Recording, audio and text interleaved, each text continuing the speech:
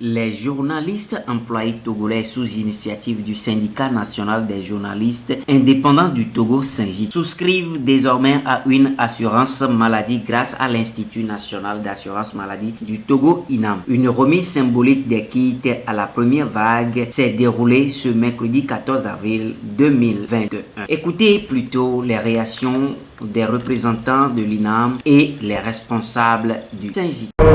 Au nom du SYNJIT, en présence de l'INAM, je vous remets votre carte d'accord d'assurer l'INAM pour vous et pour votre famille. Je vois que vous avez enfants et femmes qui sont prises en charge. Faites un bon usage et n'oubliez pas. Je suis à Lomé, Gilbert, je suis le coordonnateur région Lomé de l'INAM. Alors, quand on parle d'assurance maladie, quels sont les bienfaits? Bon, l'assurance maladie, c'est un mécanisme solidaire de risque financier lié à la maladie. Ça permet aux ménages de ne pas paniquer en cas de maladie. Et ça équilibre le risque financier lié à la maladie dans le ménage. Et je crois que les bénéfices sont énormes. Pourquoi à un moment donné vous avez décidé de contractualiser avec les journalistes du privé surtout?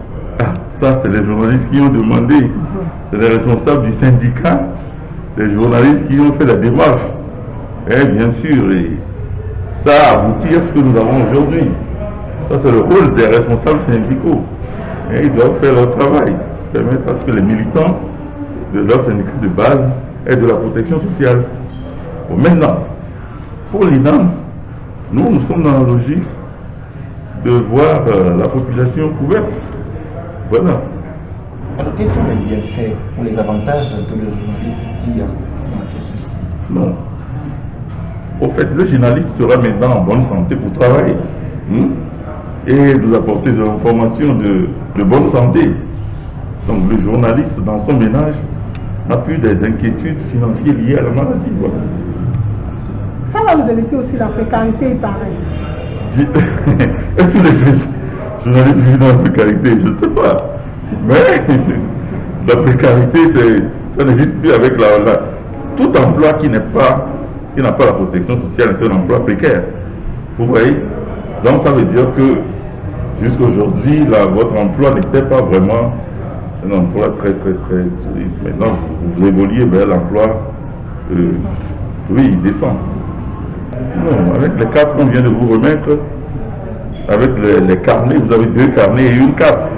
Bon, en cas de maladie, allez au centre conventionné par l'INAM.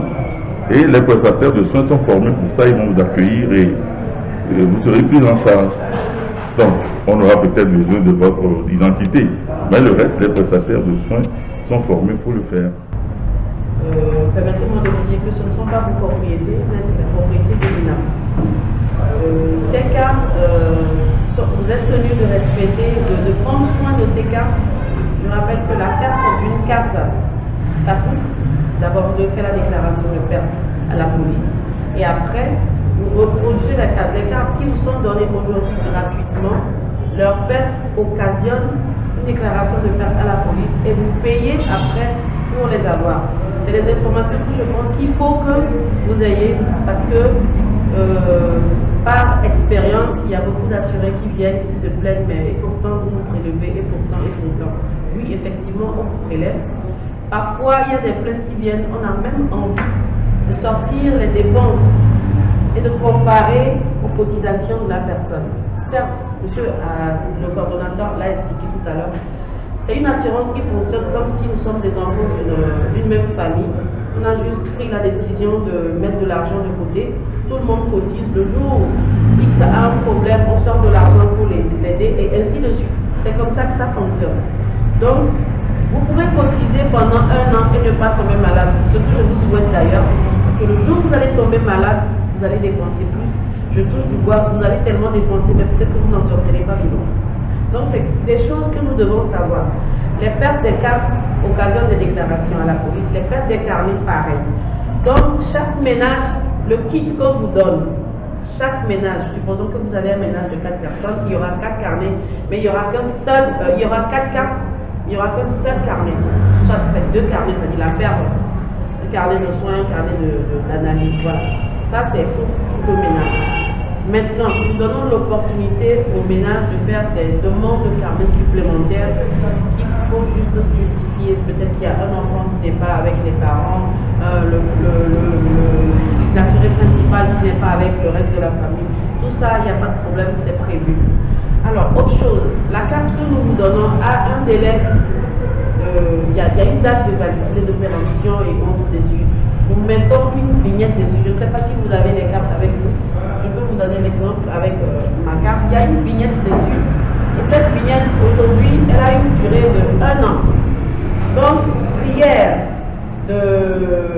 je sais, c'est quand on est malade, quand on n'est pas malade, on ignore beaucoup, on néglige beaucoup de choses.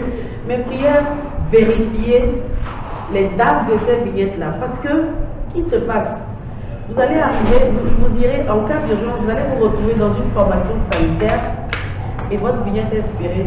Ne soyez pas étonnés quand vous renvoie.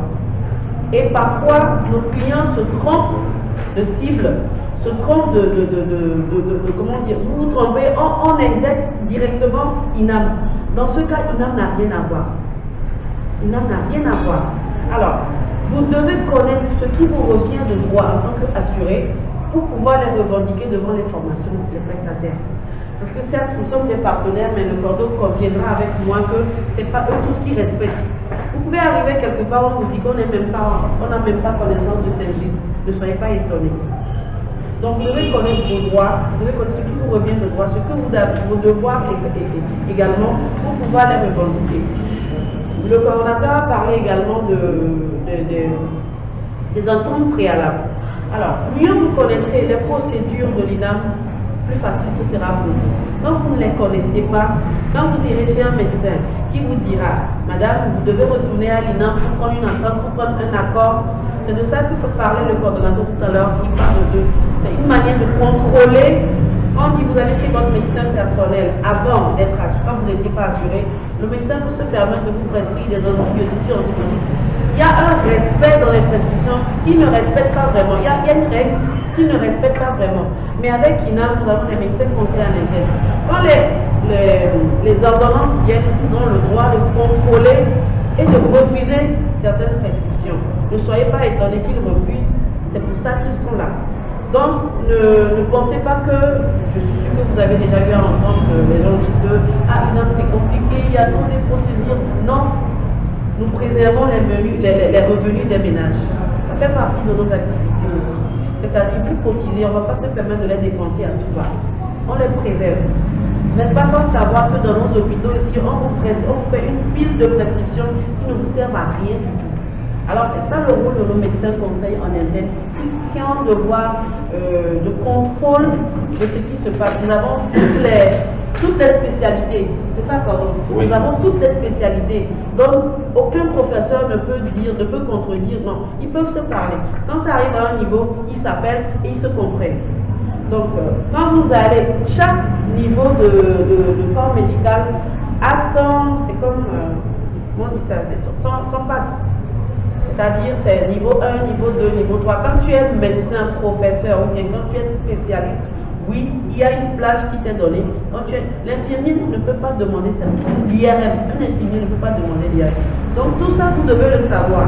Pour que, quand vous allez vous retrouver devant un médecin ou un infirmier, en tout cas, un corps médical, qui va vous faire une prescription, quand vous viendrez à l'INAM et qu'on va vous renvoyer, ne le prenez pas mal, ne pensez pas que non, c'est l'INAM qui est en train de compliquer la procédure. Aujourd'hui, nous avons même réduit, nous avons supprimé beaucoup de choses, tout ça pour alléger quand même les procédures à nos assurés. Donc, à Tokwa, nous avons un agent de liaison, un bureau. CHU Campus, nous en avons. À Baie, nous en avons, qui sont entre-temps fermés à cause du Covid. Mais nous en avons. Au CHR Lomé Commune, nous en avons. Donc, quand vous vous retrouvez dans ces centres-là, Adressez-vous à nos agents de liaison, vous allez avoir plus d'informations. Parfois, quand on dit qu'il faut aller à l'INAM, les gens vont directement à la direction. Nous avons des petites représentations dans ces formations sanitaires-là qui vont quand même vous donner le maximum d'informations.